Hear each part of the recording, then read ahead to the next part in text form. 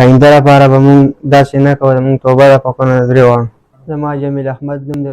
مونږ پرون یو ویډیو کړې وه، په ټیک ټاک باندې ډېره زیاته وایرل شوې وه، د مولانا فضل الرحمن صاحب او د مولانا محمد علي شاه د افیکټ مونږ بېعزتي کړې وه، بې حرمتي مونږ کړې. مونږ معافي غواړو او د جمعیت علما اسلام د هر کارکون نه معافي غواړو، خاص کر د مولانا فضل الرحمن نه او د مولانا محمد علي شاه نه او د جمعیت علما اسلام د هر کارکون نه معافي غواړو. آینده لپاره به مونږ داسې نه کوو.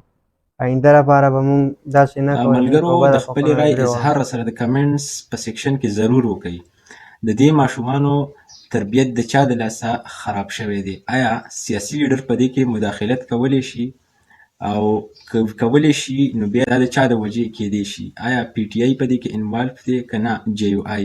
ځکه چې دې ماشومانو د مولانا فضل الرحمن په تصویرانو باندې کم ټیک ټاک کړی دی او هغه یې ایښتي دي، خو بیا دوی درې واړه نیولې شوي دي او دوی ته بیا چې کوم د دوی ورکرز په دې باندې ریاکشن ویډیو کړي دي او ورته وایي چې دوی له موږ سافټویر اپډیټ کوو. نو داسې خو ریاکشن ویډیو کې دلته کې دوی لره یو ښه پیغام ورکول پکار چې دلته کې د نبي علیه السلام حدیث ورسره نیولې وې او د حدیث ورته پیش کړی وې چې نبي علیه السلام خو فرمایلي دي چې څوک د مشرانو احترام نه کوي او په کشرانو شفقت نه کوي زما د امت نه دی او مهرباني وکړئ د اخلاقو مظاهره کوي.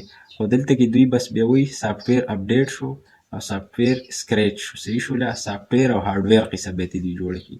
نو مهرباني وکړئ د دې نوي جنریشن او د معاشرې د جوړښت لپاره هم لږ پام وکړئ. ټیک شوله؟ سیاست دومره اهم نه دی څومره چې د معاشرې د دغه ځوانانو د اخلاقو تربیت کول انتهایی لازم او ضروري دي، ځکه چې په معاشره کې به بیا همدغه رنګې مسلې راځي. ملګرو ډېر د افسوس ناکه ویډیو به ما تاسو سره شیر کړله.